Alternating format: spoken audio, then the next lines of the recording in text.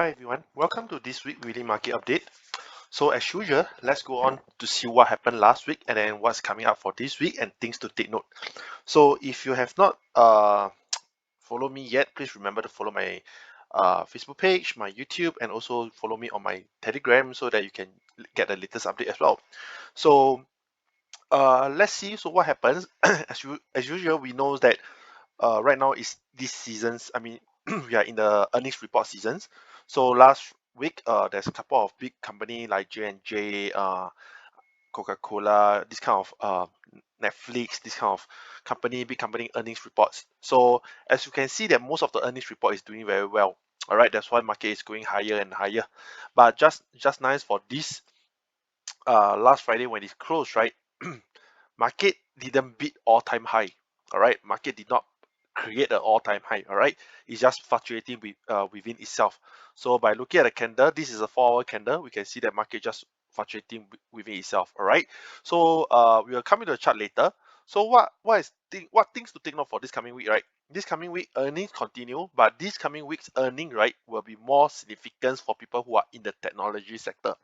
Why? Because this week is most likely mainly those kind of tech company earnings reports such as Microsoft, Google, Tesla, Visa, Facebook, and Apple. All right, this kind of big company. All right, and one of them is actually Boeing, which I mentioned on my last week on the counter itself. And then following by Friday itself, will be more on the oil sector. It's more like Easion Mobile, this kind of big company as well.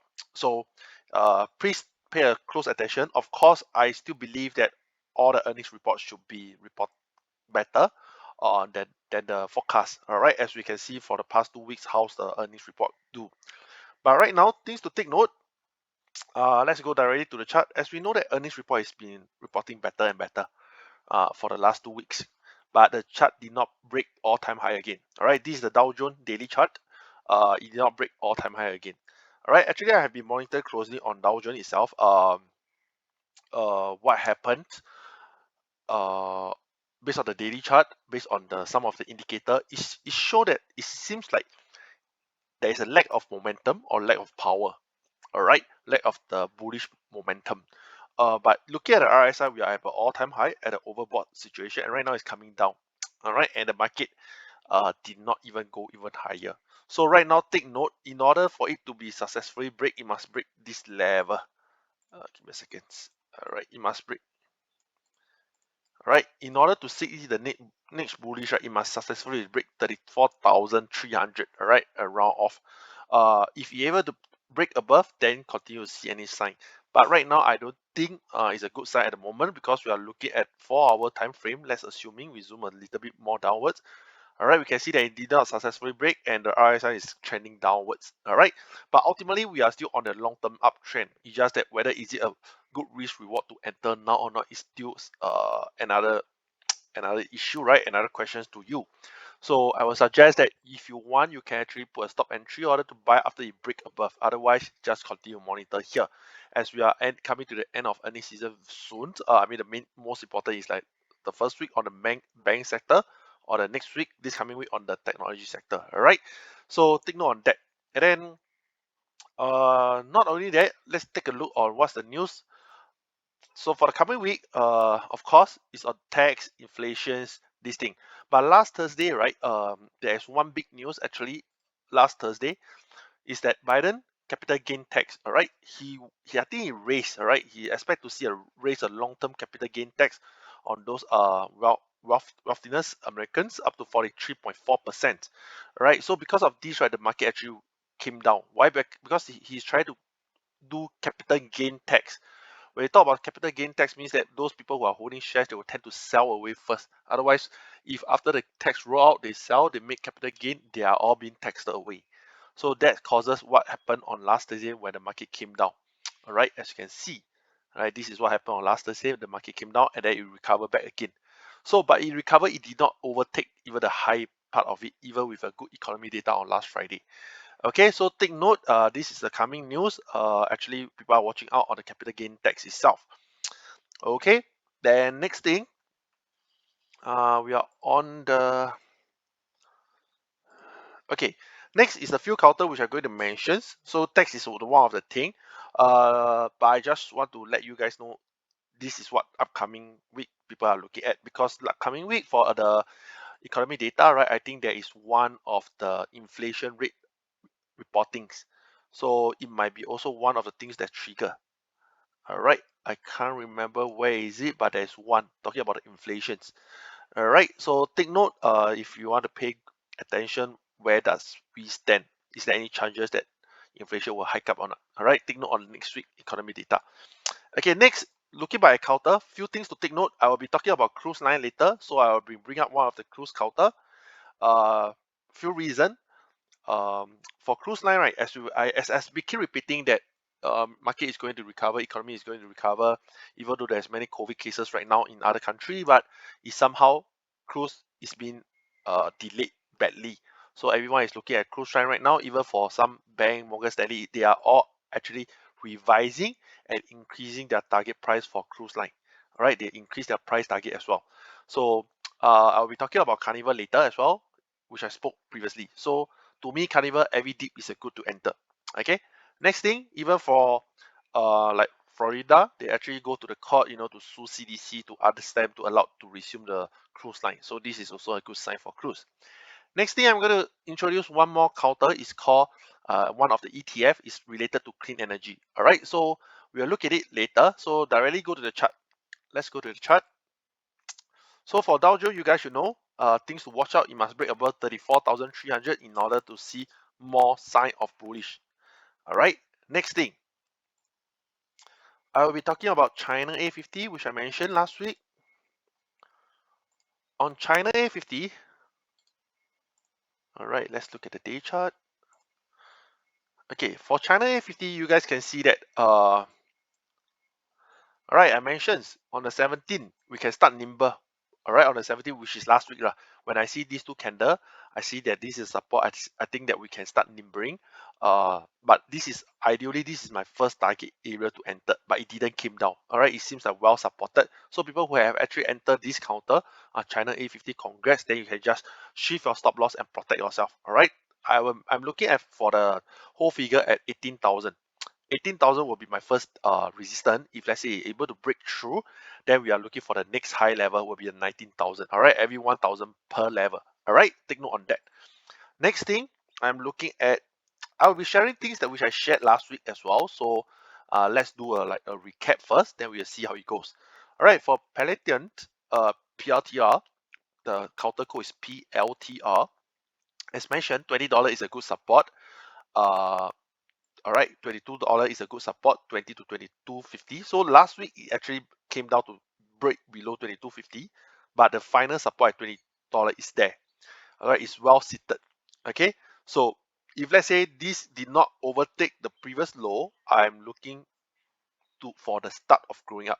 Okay, for the start of growing up. But ultimately we have to depend on the major trends.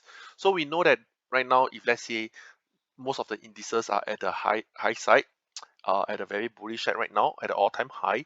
Definitely, you only want to long when the market have some correction over there, right? We don't talk about crash, right? We are talking about some minor healthy corrections. So don't forget, after this week, right? This coming week, we are actually entering into the May. When we come to the May, I mentioned as well, sell in May and go away. Will this happen or not? Actually, highly possibility chances. I think is a yes for me. I think it's a yes for me. Okay, because indices has been going up high since the market the COVID, after the COVID sessions, and then earnings report has been reported. All right, nothing good news right now. Bad news, not really bad news. It's just that it will affect the company earnings reports, like increase the tax, increase the inflation rate, this kind of things. So uh, it may actually have some correction from there, but will the correction pull down the overall market? This is what you need to decide. So stop loss is a must if you want to enter this kind of counter. All right, PRTR continue to hold. Next, we are talking about DESP, mentioned previously as well. DESP, I think I mentioned somewhere on top. Let's take a look. Okay, it's here. So my view remain intact as well. Right now remain intact. Okay, it came down 1280, 1287 first support, but in order to turn bearish, it must go below 10. All right, 10 is way far. So I'm still looking at this travel economy counter. All right, I'm still on hold. That's my view. Nothing changed. Next is on Baba. Baba is a very good opportunity right now. As per I mentioned that day, right? Baba actually gap up due to the news, all right, due to the China slap Alibaba with 2.8 billion for news. Can you see that? I reported, okay. So right now this pullback is actually like cover gap. So right now it's very close to the first support level at 225. I think this is a good level to start nimble a bit. All right, I mentioned previously you can start nimble all along the way. All right. If Baba is being fined by China, China is not going to disturb them anymore. Highly chances that it will be well supported at this price. All right. So that's my view for Baba. Going on, Go. Nothing much on Go. Continue to hold as per what I said previously. All right. Nothing much. It's still is a good one for people who entered. It went up for the last 5 days. Congrats. So continue to hold. All right. Strong trend. Buyers upside as long as it's don't break 1670. All right, continue to hold. Next, first target, so-called the first resistance, 1850, 1850. All right, so that is the first resistance level. Next, Boeing. Okay, right now this is all I going through what happened on last week. So on Boeing, the good thing is it came down. It came down because of a lot of news, right? A lot of air, the airplane got what electrical wiring issue, all this and that. But higher high, higher low still maintain.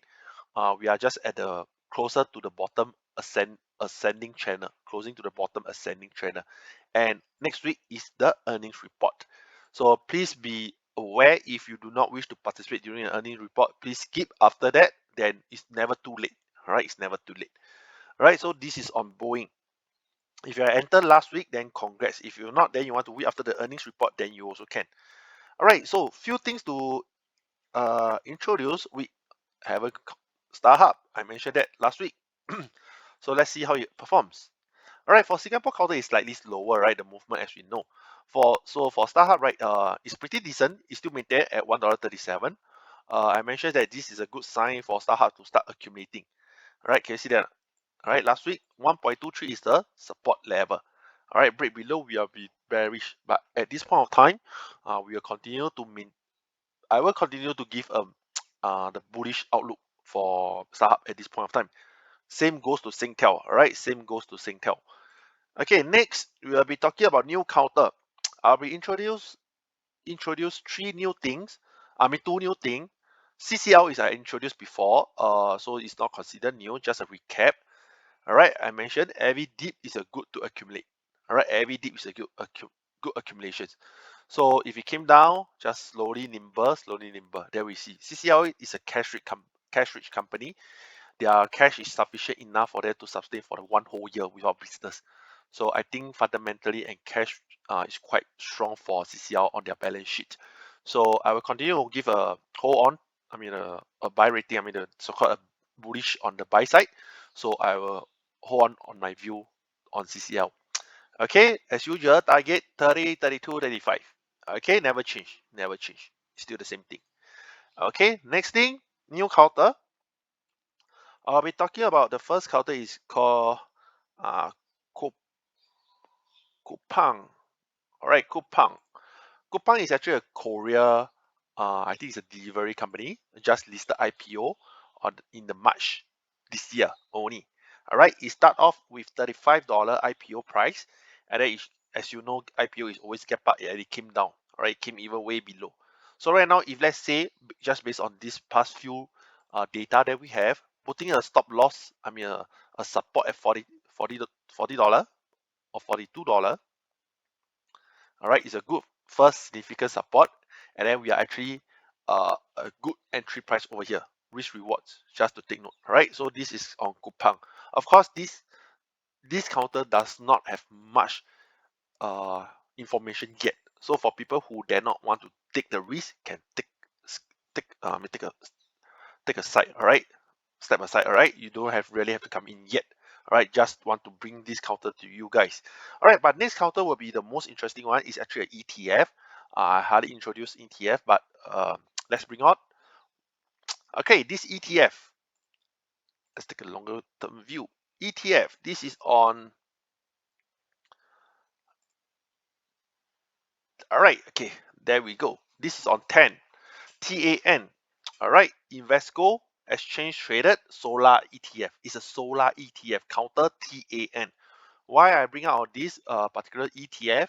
Couple of reasons. We know that a lot of company, a lot of news is coming out already. Right now, they are talking about clean energy. Clean energy means solar, right? So, but this ETF is actually full of, I mean, the holdings itself is few of the company is all mainly is solar. So this is what's the percentage of it like under that ETF itself. All right. So the highest holding is on M phase, if I'm not wrong, M phase energy. Okay, up to 10.59%. So if let's say you do not know, you want to participate in the clean energy, but you do not know which one to pick, all right, you do not know which one to pick, just go to the ETF itself. And on this ETF, right, I see some technical as well. Let me change it to 200-day. Okay, so for this, right, first support level is at 80. Support level is $80. It's being supported by the 200-day moving average. All right, and then it bounce back.